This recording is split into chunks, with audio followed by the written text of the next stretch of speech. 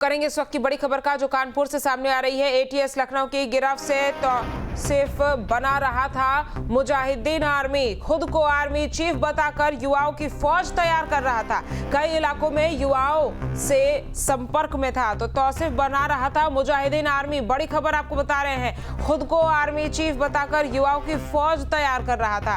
कई इलाकों से युवाओं से संपर्क ये कर रहा था। तो कानपुर से इस वक्त की सबसे बड़ी खबर आपको हम बता रहे हैं, जहां एटीएस लखनऊ की गिरफ्त में तौसीफ अब आ गया है और तौसीफ मुजाहिदीन आर्मी बना रहा था। ये बड़ी और अहम जानकारी आप तक पहुंचा रहे हैं। खुद को आर्मी चीफ बताकर युवाओं की फौज ये तैयार कर रहा था। कई इलाकों से युवाओं से संपर्क भी ये कर रहा था।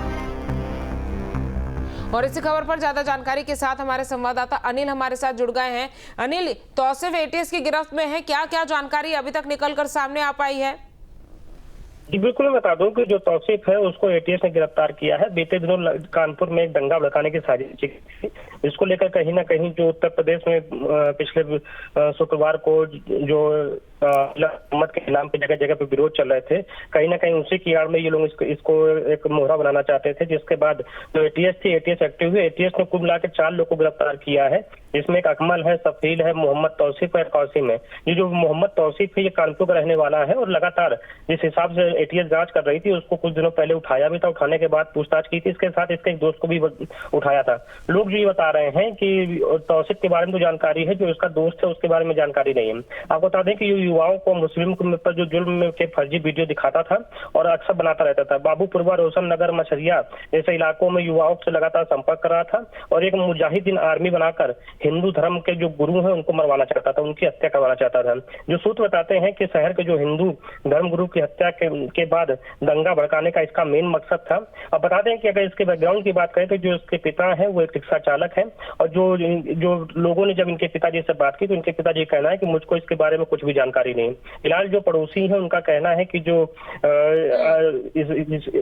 संदिग्ध गतिविधियां थी उसमें कहीं ना कहीं इसका हाथ रहता था।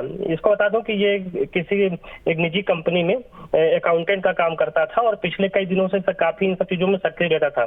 फिलहाल एटीएस ने पूरे जांच कर रही है और जांच में ये जो कनेक्शन देख रही है कि आखिर इसके तार कहां कहां जुड़े हुए। आपको बता दें कि बीते शुक्रवार को एक गाजी नाम का व्यक्ति कानपुर से गिरफ्तार किया गया था, जिसका एक ऑडियो वायरल हुआ था। ऑडियो में कुछ इस तरीके की चीजें उसने बोली थी कि जिससे शहर का जो अमन चैन है वो कहीं ना कहीं बर्खास्त हो सके।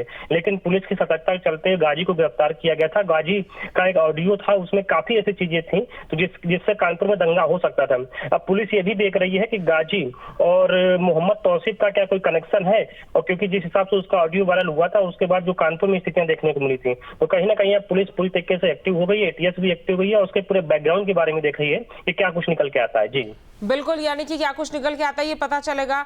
जहाँ भक्ति है हर शब्द में, कथाओं में छिपे हैं दिव्य रहस्य और ज्योतिष देता है जीवन को दिशा। धर्म से जुड़ी हर बातों को जानने के लिए हमारे चैनल स्तुति को सब्सक्राइब करें। चैनल पर जाने के लिए इस लिंक पर क्लिक करें।